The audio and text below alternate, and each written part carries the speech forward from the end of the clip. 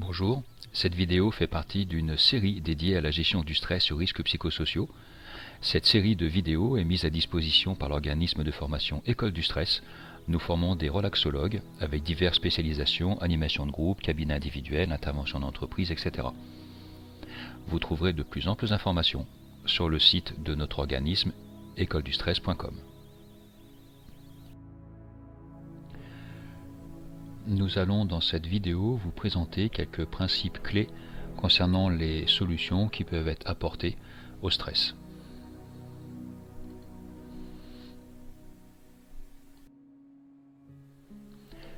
Puisque nous avons vu que le stress amène un surplus d'énergie dans certains cas et génère une dépense d'énergie et de vitalité dans d'autres cas, il va donc falloir trouver des solutions qui nous permettent de nous dépenser et d'évacuer, et des solutions qui nous permettent de construire des réserves. Au niveau hormonal, c'est évidemment la pratique de la relaxation et un bon sommeil qui maintiendront un niveau d'endorphine suffisant. Nous pourrions comparer nos solutions à un cheval de Troie.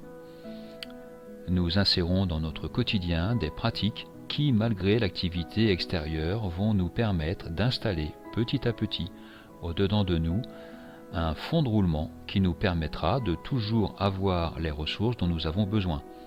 Dans cette image, la ville de Troie est notre quotidien et le cheval de Troie est notre pratique. Une autre image qui conviendrait serait celle de l'ancre d'un bateau. Un bateau livré à lui-même va se laisser balloter et emporter par les vagues à la moindre tempête. Si le bateau jette son ancre, il sera beaucoup plus stable, quels que soient les vents extérieurs. Dans cette image, vous êtes le bateau, la tempête sont les différentes situations de la vie quotidienne et l'ancre constitue votre pratique quotidienne des solutions. Pour les méthodes de type relaxation, il s'agit de réapprendre à être présent à soi. C'est comme une ancre intérieure dans la tempête, un état tranquille au fond de la cabine. Évidemment, le sport est aussi une excellente solution.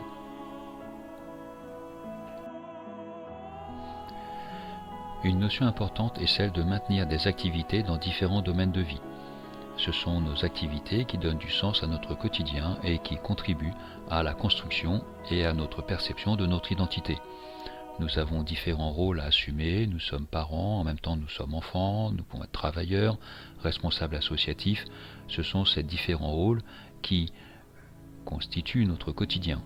Idéalement, nous avons une vie professionnelle plus ou moins active, une vie familiale, une vie sociale avec des loisirs et une vie personnelle quand nous avons un cheminement spirituel ou quand nous prenons le temps de nous installer dans un fauteuil avec un bon livre. Imaginons maintenant une personne dont les horaires ne lui permettent qu'une vie répartie entre le professionnel et la famille. Imaginons aussi que cette personne soit amenée à vivre un stress ou par exemple un changement professionnel. Cela peut lui donner l'impression de remettre en cause ses compétences, de douter de son avenir, de perdre confiance, et donc de l'image qu'elle a d'elle-même et de sa propre valeur. L'impact de ce changement professionnel ne sera peut-être pas anodin sur sa vie familiale, et si elle n'en a pas, il va devenir difficile à cette personne de remonter la pente, car elle est alors isolée, et toute sa vie s'est construite sur un domaine de vie unique. Si ce domaine de vie s'écroule, c'est la personne qui s'écroule. D'où la nécessité, non pas forcément d'avoir une partie de sa vie dans chaque domaine, mais d'avoir des activités variées.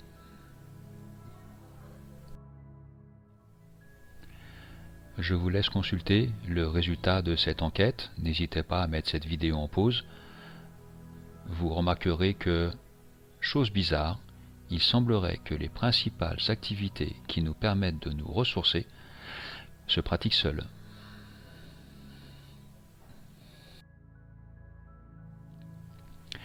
Dans ce graphique, les 3 barres verticales représentent des situations de vie génératrices de stress. Nous pouvons voir avec cette première courbe qu'à chaque situation, l'intensité du stress monte, puis redescend quand la personne commence à récupérer.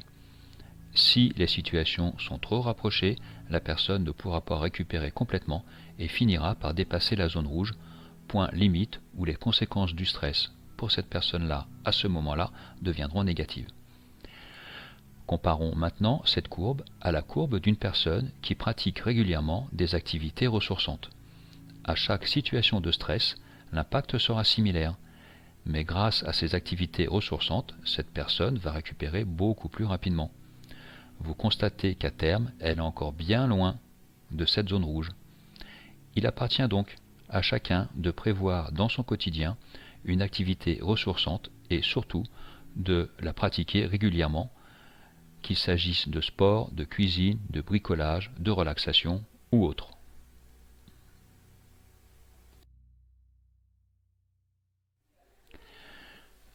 Pour compléter ce que nous avons vu sur une vidéo décrivant le fonctionnement du stress, il appartient de calmer notre vécu intérieur dans la phase d'alerte, puis dans la phase de résistance, pour procéder à une analyse raisonnable de la situation. Les solutions ici sont alors multiples.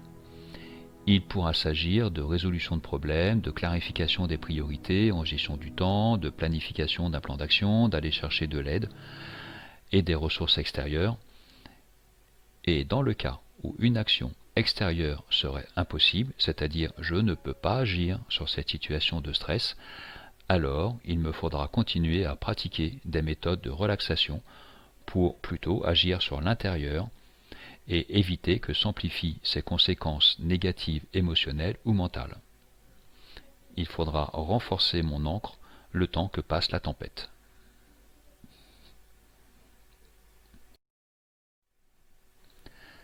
Je vous propose de mettre la vidéo en pause et de réfléchir aux affirmations suivantes. Sont-elles vraies ou sont-elles fausses? Quand vous aurez terminé, vous pourrez comparer vos points de vue à nos propositions.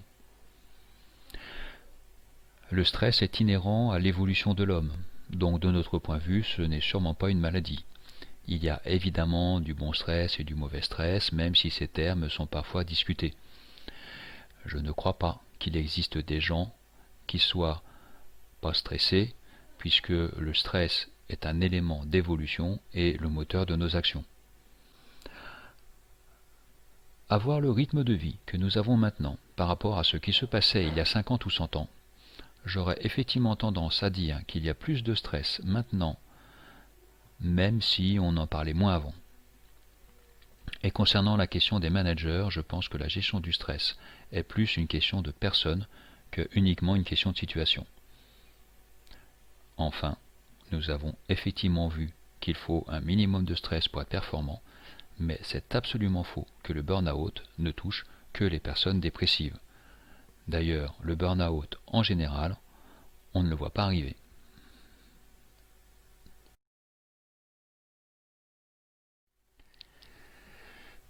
Je vous propose de nouveau de mettre cette vidéo en pause et de réfléchir aux deux questions suivantes. Quand vous respirez, combien de temps existe-t-il dans votre respiration et combien d'étages corporels participent à cette respiration? Quelles sont les parties de votre corps qui bougent? Et sur une respiration complète, celle-ci se fait en combien de temps, en combien d'étapes?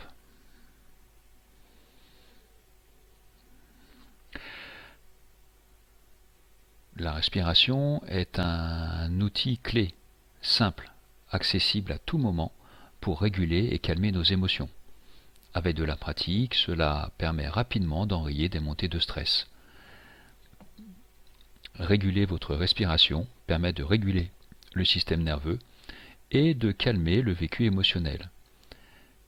C'est en portant votre attention sur une respiration régulière et en vous laissant bercer par celle-ci que vous allez pouvoir vous centrer sur les sensations et donc installer un équilibre plus serein en vous. Pendant votre respiration, vous pouvez par exemple porter votre attention à la base du nez, percevoir l'air qui effleure le bord de vos narines. Peut-être pouvez-vous d'ailleurs le sentir un peu plus frais à l'inspire et un peu plus tiède à l'expire, un peu comme un parfum rare, une odeur subtile qui vient effleurer la base de votre nez. Une bonne respiration s'effectue en 4 temps. c'est-à-dire il y a l'inspire, quand les poumons se remplissent, l'expire, quand les poumons se vident, et à chaque fois, entre ces deux temps, quand on est poumon plein et quand on est poumon vide, un léger temps d'arrêt, donc à la fin de l'inspire et à la fin de l'expire. Ce sont ces 4 temps et les 3 étages, ventral, au niveau des côtes et au niveau des épaules, qui constituent une respiration complète. Pratiquer une respiration complète, c'est bien expirer, puis faire participer l'inspire, poumon plein, expire, poumon vide, en gonflant le ventre, ouvrant les côtes et en montant au niveau des clavicules.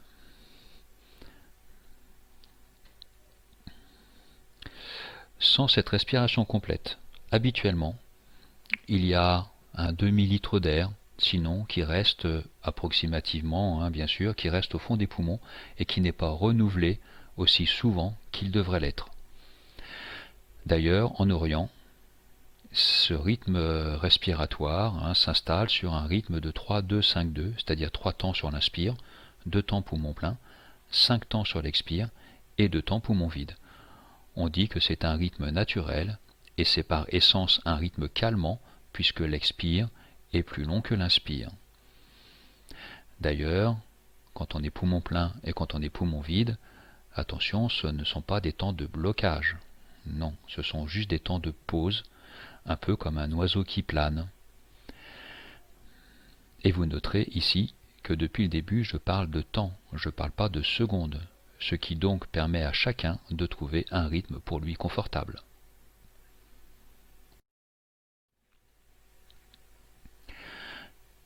Une autre méthode est la méthode de relaxation Biosapia. Cette méthode est une technique d'accompagnement existante et pratiquée depuis presque 50 ans. Elle est construite pour agir spécifiquement sur les conséquences du stress. En individuel, elle permet d'ailleurs un accompagnement court sur environ 2 mois. En groupe, elle offre une diversité de pratiques issues et de l'Orient et de l'Occident sur des techniques autant corporelles, respiratoires, sensorielles que sur des méthodes de relaxologie. Sa spécificité est très certainement de promouvoir l'autonomie de la personne et de lui fournir des outils concrets qu'elle peut utiliser dès le lendemain de sa pratique avec un professionnel. Quand j'interviens en entreprise le lundi, je sais que les gens sont capables d'utiliser ces méthodes sans moi en pleine réunion dès le mardi. Enfin, structurellement, elle est construite pour réinstaller la personne dans une dynamique de mise en projet.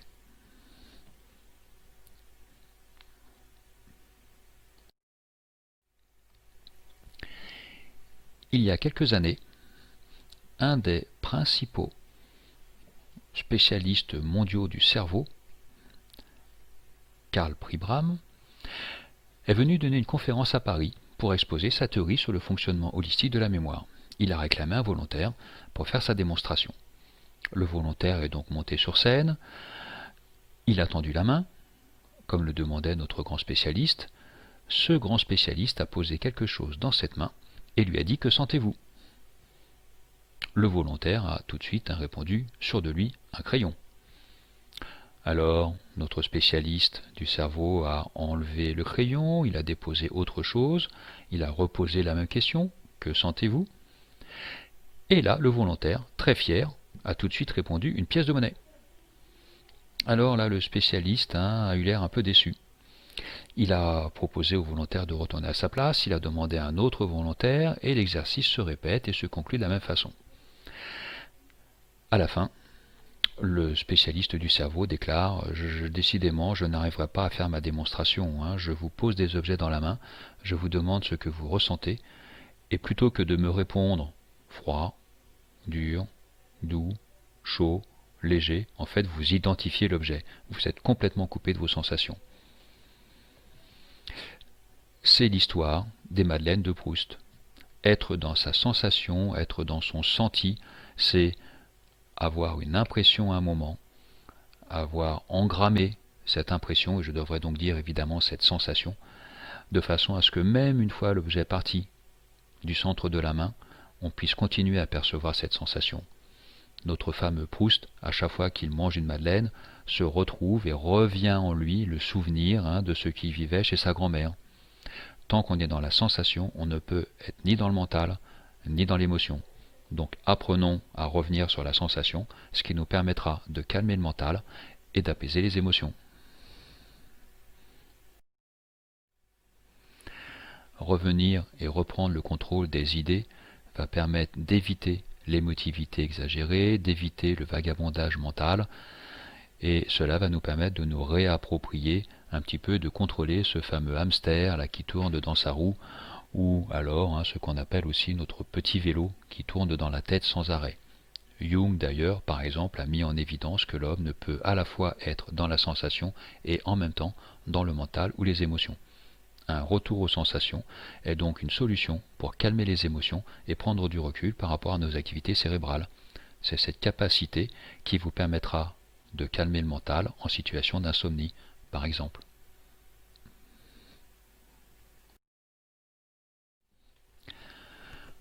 On dit que les ennemis du stress sont les 3 A, avant, après et ailleurs.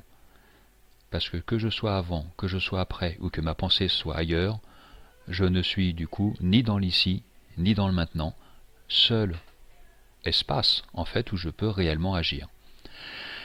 Et si on revient à la définition du stress, vous comprenez donc que aligner les ressources avec les demandes, c'est aligner l'être et le faire, et donc être présent à soi. Je compléterai par cette petite histoire que vous pouvez lire en même temps que moi. Un chef d'État recevant le Dalai Lama lui demande: mais cher Dalai Lama, pouvez-vous m'éclairer sur votre secret? Avec toutes les catastrophes, misères, responsabilités, vos voyages, vos conférences, etc., comment faites-vous pour rester serein? Le Dalai Lama a répondu: cher ami, voici mon secret. Quand je suis assis, quand je me lève, quand je mange, et quand je parle, je parle. Le Dalai Lama pose un silence. Le chef d'État, après réflexion, lui dit: mais moi aussi, quand je suis assis, quand je me lève, quand je mange, et quand je parle, je parle.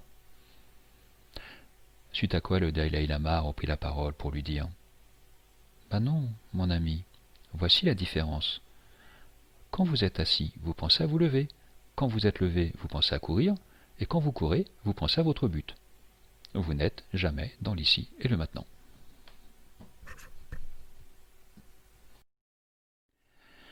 Nous espérons que cette vidéo vous aura apporté des pistes de réflexion. N'hésitez pas à nous contacter si vous souhaitez continuer à échanger ou si vous avez des questions. Et en téléchargeant notre documentation sur le site écoledustress.com, nous pourrons vous tenir au courant de nos futures vidéos, de nos publications et des séances questions-réponses que nous organisons régulièrement et à distance.